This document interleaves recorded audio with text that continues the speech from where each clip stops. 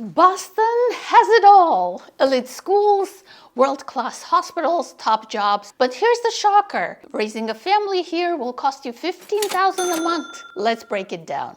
Let's start with the foundation. Why is Boston so expensive? In August 2025, Wallet Hub ranked Massachusetts the #1 best state to live in. They compared all 50 states across 5 areas: economy, education and health, quality of life, safety and affordability. And you're thinking, what? Affordability? How can Massachusetts be considered affordable when it regularly lands in the top 5 to 7 most expensive states to live in? The answer comes down to balance. Massachusetts has #1 healthcare system in the country and some of the best schools in the world, and a median household income is $101,000, the second highest in the US. So it kind of makes it worth it. What does it really cost to live here? I'm going to compare 3 different areas: the city of Boston, Greater Boston, and maybe a little further out. By the way, my name is Nouné. I'm a 15-year veteran real estate agent. Download the buyer's guide in the description. Reach out with any questions. So Boston, if you want to live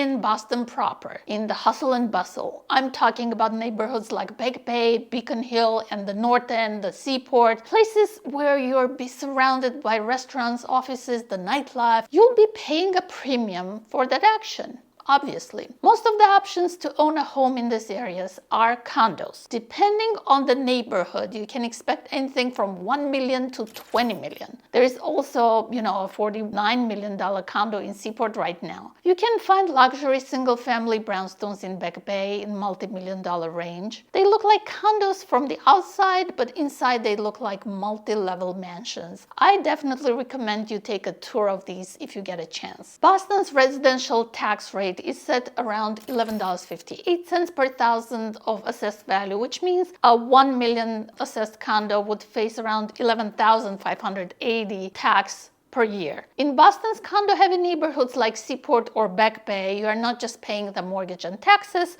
Of course, you also have HOA fees, sometimes a few hundred a month.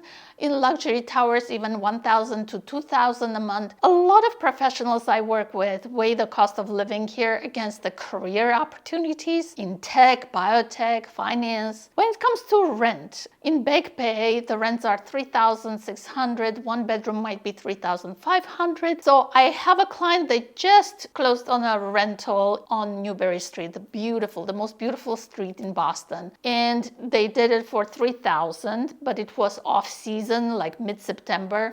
In Seaport, a 1-bedroom apartment ranges from $3,578 to $9,000. If you're going to be here for less than 2 years, it's definitely worth to rent instead of buying. Now let's talk about Greater Boston.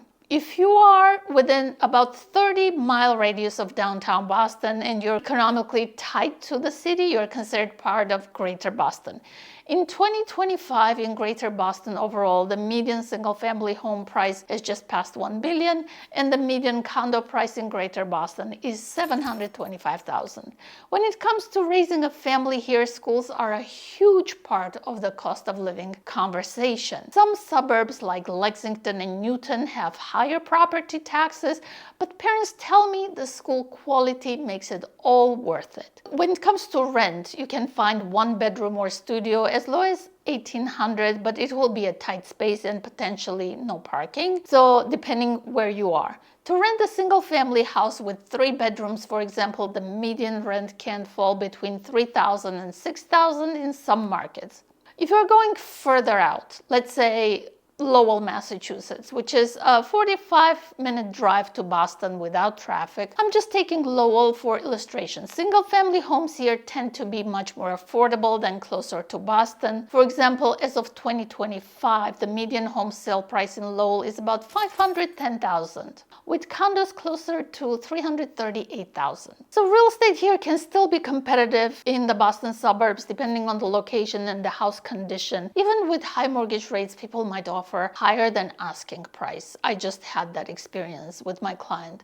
By the way, if you will be commuting, I strongly suggest test drive the route at rush hour before you sign the offer. Virtual tours can show traffic, and even Google Maps can be misleading. This is coming from experience of helping hundreds of clients for the last 15 years. Let's talk about utilities. Utilities average $200 to $250 a month for heating. Yeah, those don't tell the full story. In the mild months, that might be true, but when winter hits Boston, everything changes. In a newer, well-insulated condo, you might get away with $250 to $300 a month. But if you are in one of those very drafty, older, beautiful buildings, you have drafty windows, electric heat, your bill will skyrocket $500, maybe even $600, just to make the place livable. Boston also has some of the highest electricity rates in the country, about 28 cents per kilowatt compared to US average of about 16 cents. Basically, winter utilities here are no joke.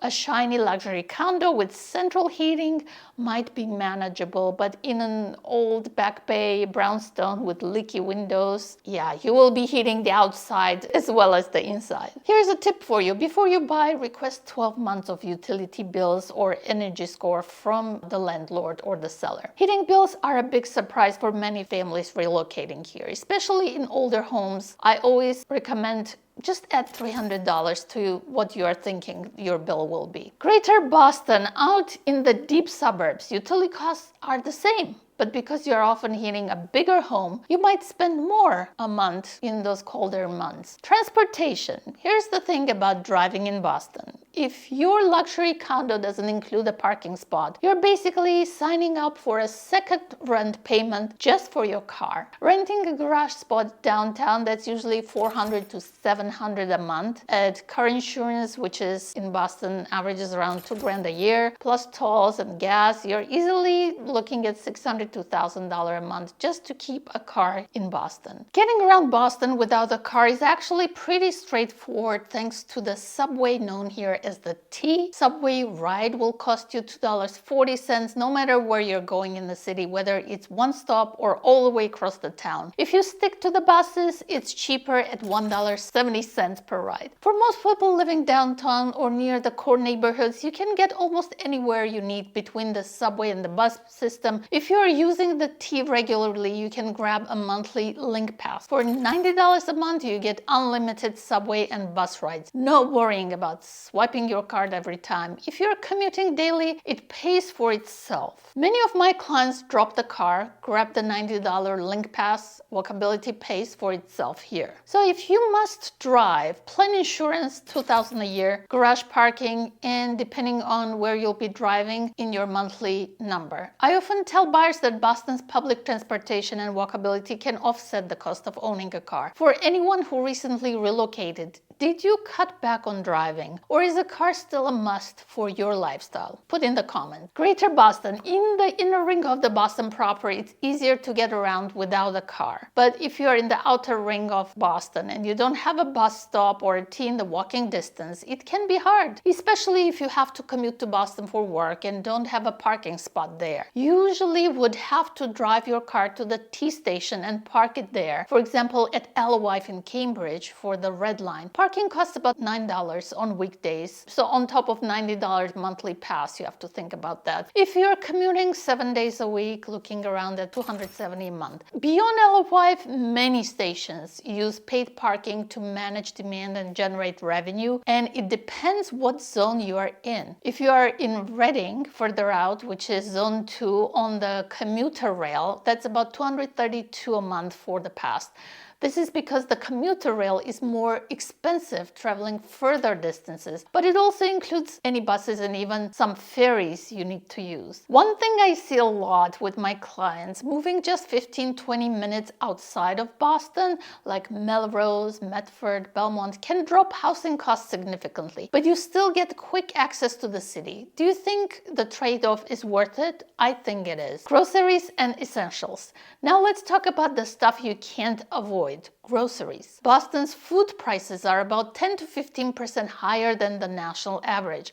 For one person, expect to spend around $350 to $500 a month. And if you got a family, that's about $1,000 or more. Where you shop makes a huge difference, of course. Whole Foods and Some specialty stores will drain your wallet, but Market Basket is very good. Healthcare and insurance. Another big one is healthcare. Boston has some of the best hospitals in the world, Mass General, Brigham and Women's, Beth Israel, but the quality comes at a cost. If your employer doesn't cover most of your plan, you're looking at an average of $500 to $600 a month just for health insurance as an individual. And that doesn't include copays or out-of-pocket costs if you've got a high deductible plan. Then there are all the little lifestyle costs that sneak up on you. A latte in Back Bay, that's $6 or $7. A haircut, $60 to $100, easy. And if you're like boutique gyms or yoga studios, memberships usually start at $100. Let's talk about one of the best perks, dining out. Because living in Boston, especially downtown, means you're never far from world-class food, but it also means every dinner looks like a little mini splurge.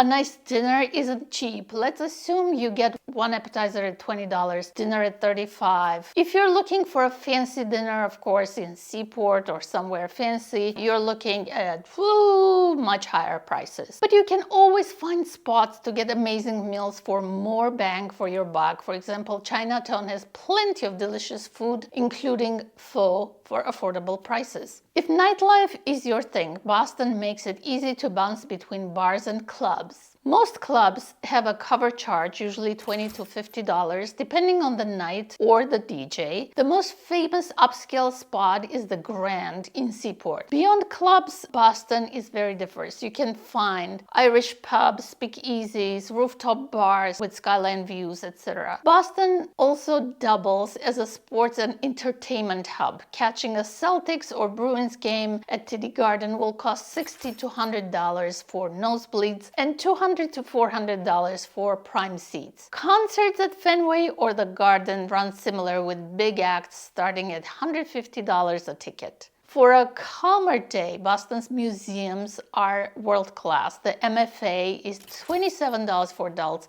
and Isabella Stewart Gardner Museum is $20. Theater lovers can expect Broadway shows, Boston Opera House to range from $60 to $250, lots of theaters. Museum memberships and resident discounts really pay off if you go more than twice. If you're more into fitness and outdoors, boutique studios like Soul Cycle, Barry's, or Core Power will run you $30 to $40 per class.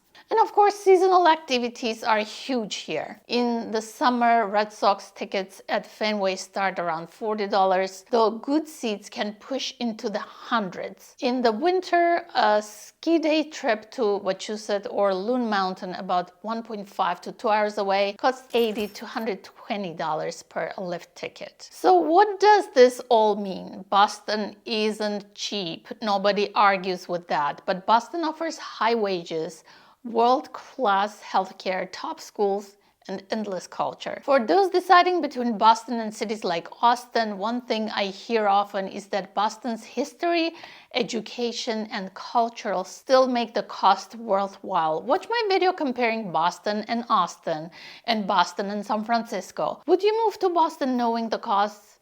Drop your thoughts in the comments. And if this breakdown helped you, hit subscribe for more real estate, lifestyle, and lifestyle deep dives.